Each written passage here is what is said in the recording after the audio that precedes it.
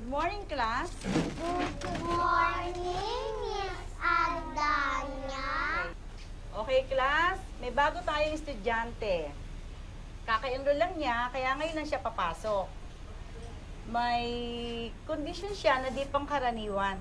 Siya sa birth defect. Pero katulad niyo rin siyang na gustong pumasok sa eskwela. So, please welcome to the class, Caroline de la Cruz. Sige na, Bingbing. Pinakilala ka na ni Ma'am. Ano ang mukha mo? Maskara ba yan?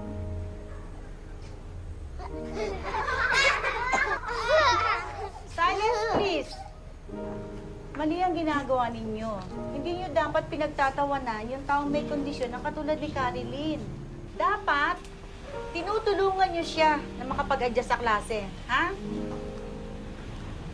Sige na, Bingbing. Aalis na ako, ha? Lalabas na ako. Hintay na lang kita.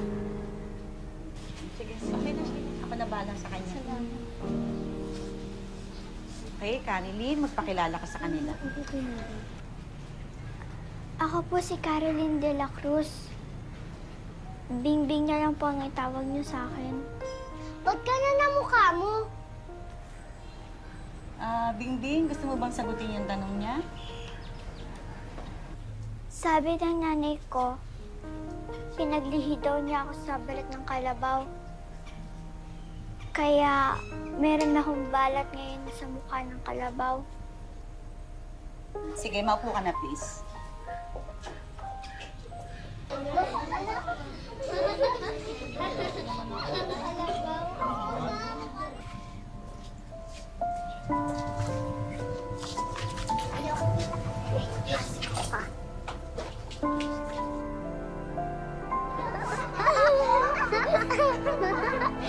Kalabaw. Kalabaw. Kalabaw talaga. Kamukha ba talaga ang kalabaw? Oh, ba't nandiyan ka pa rin? Hindi ka ba papasok? Ano ba yun? Oo, hindi. Halika na, pumasok ka na. Ayoko na pumasok. Ayaw naman ng mga bata sa akin eh. Lumalayo sila sa akin. Kaya ka nila nilalayuan kasi hindi ka pa nila kilala. Hindi nila alam kung gaano ka kabait, at saka kalambing, at saka... Teka, baka hindi ka pa naliligo, kaya nilalayuan ka nila. Mabaho ka ata eh. Paano nga? Ay, bantot! Mama! Si Ate Nene! Tsaka si Ate Sheila! Uy, tama na! Ano ba? Gagawin mo laro niyan. Anak, bangon na. Halika na, papasok ka na. Yung uniforme mo nakahanda na doon, tsaka almusal mo. O ayan, tatlo na kami nagsasabi sa'yo pumasok ka na. Tayo ka na, bilis. Bakit ba pinipilit yung bata? Kung ayaw pumasok, edi huwag pumasok. Charlie, ano ka ba? Napapag-iwanan na tong anak mo. Dahil ayaw mo kasing i-enroll, tapos ngayon gusto mo na naman siyang huminto. Papasok siya, tapos anong mangyayari? Pagtatawanan. Ang bata kailangan mag-aral. Tapos, Bing, anak, huwag mo intindihin si tatay. Halika na, tayo ka na, mag-aaral ka ha. Lahat ng bata dapat mag-aral, anak, ha? Hindi naman po ko katulad ng ibang bata. Iba po ang itsura ko sa kanila.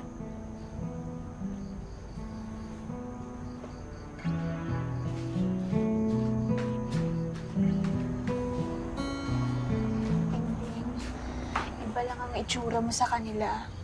Pero bata ka pa rin katulad nila. Kailangan mong pumasok sa eskwela. Sige na, para kay ate. Para kay ate. Ay, ba't sa kanya lang? Paano naman ako pati kay mama? Para sa inyo na rin, ate. Sige na.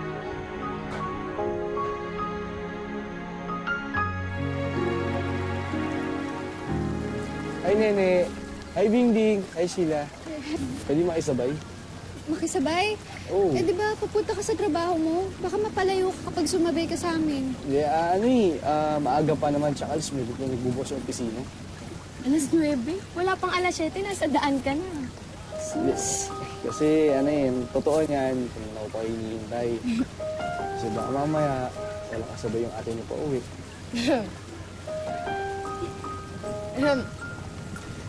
Ate, mauna na siguro ako. Ikaw na bahala kay Bingbing, ah. Bingbing, ikaw bahala kay ate, ah. Jeff, Nini, ikaw na bahala, ah.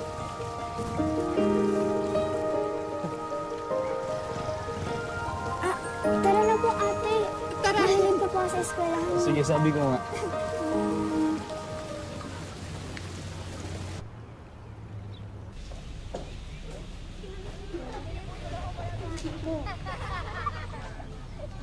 Ano yan? Di ba pinaglihi ka sa kalabaw, kaya binigyan ka namin ng damo para may recess ka? Ay, kawawa. Umiiyak ang batang kalabaw. Siguro nagugutom to eh. Kumain ka, o. Ito na pagkain, o. Kumain ka na.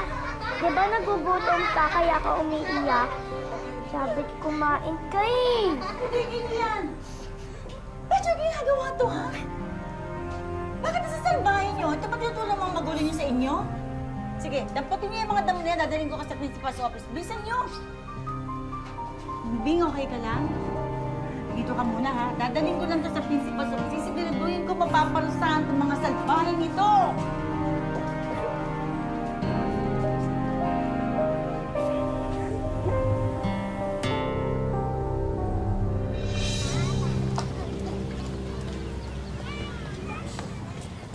Aswang na pinaglihi sa kalabaw. Alam mo ba na pinatawag ng principal ang mga magulang namin dahil sa'yo? Ha? Wala naman ang ginagawa sa inyo basta. Kasalanan mo to lahat eh. Dapat doon ka lang sa bukid. Kasama ng ibang kalabaw. Kalabaw, kalabaw, kalabaw.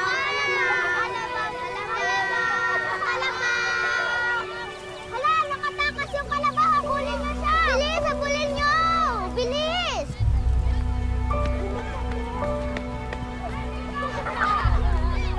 Bilis, hinali na niya. Ano naman ang ginagawa sa inyo, ah?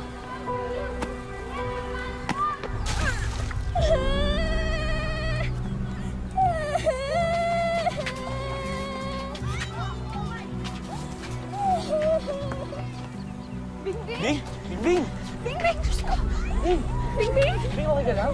Okay ka na. Bingbing! Bing, okay ka lang?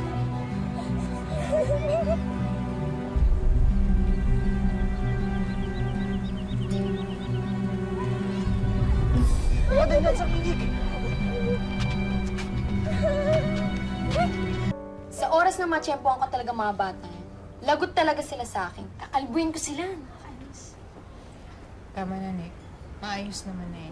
Nakipag-usap na yung magulang ng bata sa akin. Sabi nila, sila ro bahala sa pagpapagamot kay Bingbing. At saka humingi naman sila ng dispensa. Ano nga ba sinasabi ko eh? Kaya kahit nung una pa, tutol na ako sa pag-aaral ni Bingbing. Charlie, hindi naman pwedeng ikukulong natin sa bayang anak natin habang buhay niya. Siyempre, kailangan din niya makapaglaro sa ibang bata na katulad niya kasi edad niya. Yun na nga eh. Hindi siya katulad ng ibang bata. Tay!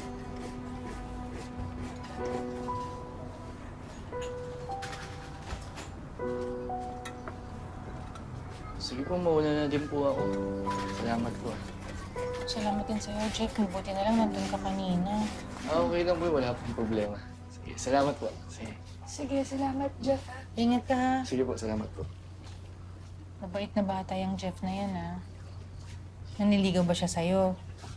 Nako, kung yang si Jeff ay nanliligaw sa'yo o gustong mangligaw sa'yo, sabihin mo gawin niyang formal. Gusto ko akit siya ng ligaw dito sa bahay. Hindi yung ginagawa niyang dahilan si Bingbing na hinahatid sundo niya. Opo. At ikaw, Bingbing, isusumbong mo sa akin pagka magkasama yun si ate mo, ha? Tsaka si Jeff. Kwento ka sa akin. Pangako yan. Babantayan mo. Ikaw din.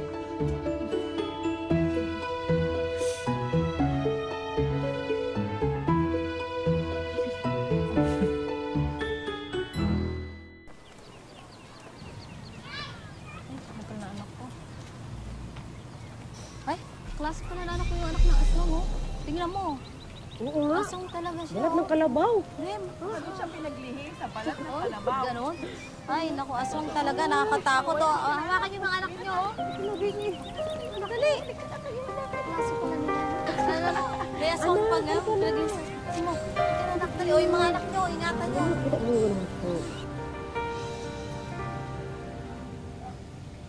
Mabilis na naging matamis ang pagtitinginan ni na Jeff at ng ate ni Bingbing na si Sheila.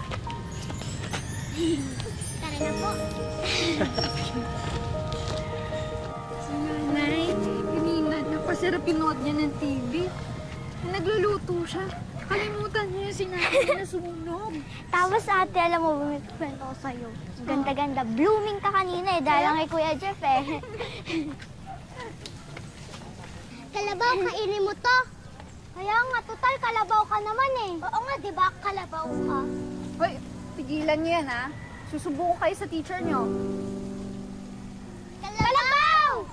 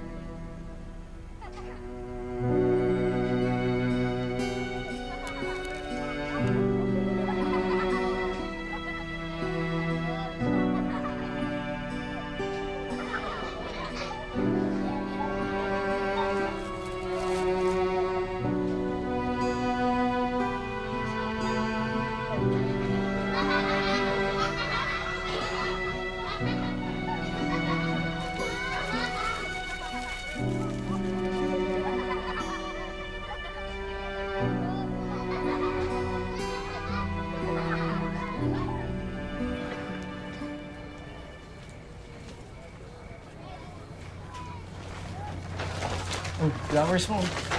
Thank you. Gusto mo ba? Ay, may bisita ka pala. Oo po, Tita Shirley. Ay, Tita Shirley. Para sa inyo. Sa akin? Opo. Naku, Jeff, nagabala ka pa. Paborito ko yan eh, pansit. Hinulaan ko lang yan, Tita. Magaling ka ha, dahil dyan. Sige, alam ko naman, makakit ka na ng liga. Plus points ba yan? Plus points. Ah, may sipin ka. Pag masarap to. Sige, pasok ko muna to. Sige po, Gawa ko tita. rin kay merienda. Joke lang yun, siyempre. Pag mami kasi, isipin kagad tayo mga bata. Nag-effort ka talaga. Oo naman, para sa'yo. Walang ka pa. Wala, dyan lang nakita ko lang kasi sa tabi. Amuyin mo, baka mamaya hindi... May... Oh, habang nagkakwentuhan kayo, mag-merienda muna kayo. Ay, thank you po. Thank you po, Nay. Sige, enjoy kayo dyan. Thank you. Kain ka na. Sige lang. Kahit talaga itong busog na. Malapit na tayo matapos. Man, Ito pa sila. Ayun, dyan. Ay, asan ang ate mo? Sheila, halika na. Nay, maganda ba yung suot ko? Maganda ka na, anak. Ang dami ng problemahin yan. Oo, halika na. Harapin na natin sila. Ako tuloy yung ninenervyos. Bakit ate? Anong gagawin nila? Ah, mamanhikan kasi sina Kuya Jeff. Mamamanhikan? Oo. Hihingi sila ng permiso kina tatay para magpaasal na sina ate. Magpakasal? Pasensya na kayo. Ay, naku, nagabala pa kayo. Salamat, salamat po. Pasok po kayo. Pasensya na kayo sa maliit namin bahay. Upo po kayo. Hello po. Magandang gabi. Kamusta naman po? Hindi naman po kayo syempre naligaw dahil kasama niyo si Jeff. Sandali lang po. Thank you po dito. Maraming salamat po sa pagkain. Nagabala pa po. Nang maunawaan ni Bingbing ang ibig sabihin ng pamamanhikan ng nobyo ng kapatid niya, nakaramdam siya ng lungkot dahil nabatid niya rin na mawawala na ang ate niya sa piling nila. Bakit ka malungkot? May sakit ka ba? Aalis ka na po kasi. Ha? Narinig ko po nung Pasko. Nilipat na daw po kayo ni Kuya Jeff ng ibang lugar pag kinasal daw po kayo. May trabaho kasi sa ibang probinsya si Kuya Jeff mo. Kaya kapag kinasal na kami, doon na kami titira. Huwag ka na umiyak. Hindi ka ba masaya para kay ate? Masaya po. Kaya nung Wala na po manggigising sa akin. Wala na po mag-aatid sa akin sa eskwelahan. Wala na po magbabantay sa akin pa uwi. Nandiyan naman si Ate Nene. Si Nanay, tsaka si Tatay. Hindi naman po ako mahal ni tatay eh. Lagi nga po siya ganyan sa akin. Tsaka ayaw po niya akong palabasin ng bahay.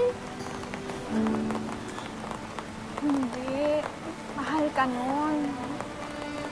Nahihirapan lang siyang ipakita sa'yo.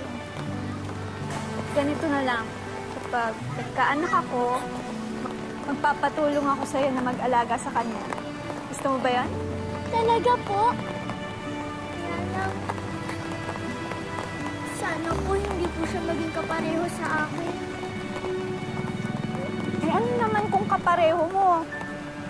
Kapareho mong malambing, mabait, at saka malakas yung kilite. Mahal na mahal kita. Tatandaan mo yun lagi, ha?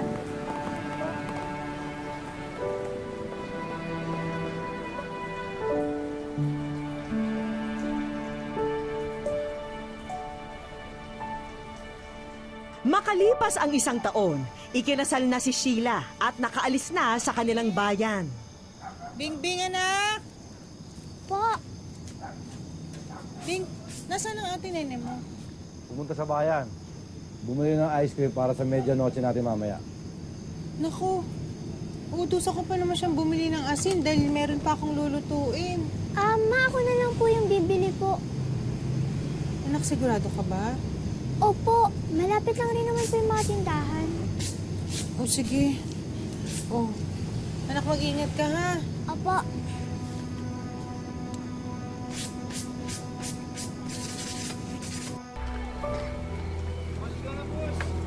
Uy! Ay! Ay! Ay! Sandali lang. Hindi. Ito yung aswang. Sino may tsura? Ay! Magpalit ka nga niya, dali na. Magpalit ka ng anyo. Magpalit ka ng anyo. Patingin, dali. Magiging kalabaw. Charlie! Charlie! Yung anak mo! Pinapaglaruan na lasing sa kanto! Si Bingbing! Ay! Pare mo! Napaka-OA mo isa. Tawag niyan ako! Aray! Kapal ang mga pagmumukha ninyo. Hindi aswang ang anak ko. Kayo mas masahol pa sa aswang. Ha? Dali!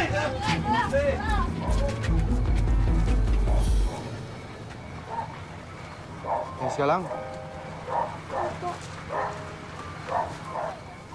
Sa unang pagkakataon, naramdaman ni Bingbing ang pagmamalasakit at pagmamahal ng ama. Doon na rin labis na naunawaan ng dalagita na iniiwas lamang siya ng magulang sa mapanghusgang mata ng mga tao, kaya siya naging mahigpit sa kanya. At sa pagbukas ng bagong taon, kasabay nito nagbukas ang mga mata ni Bingbing sa natatanging pagmamahal ng kanyang Papa Charlie.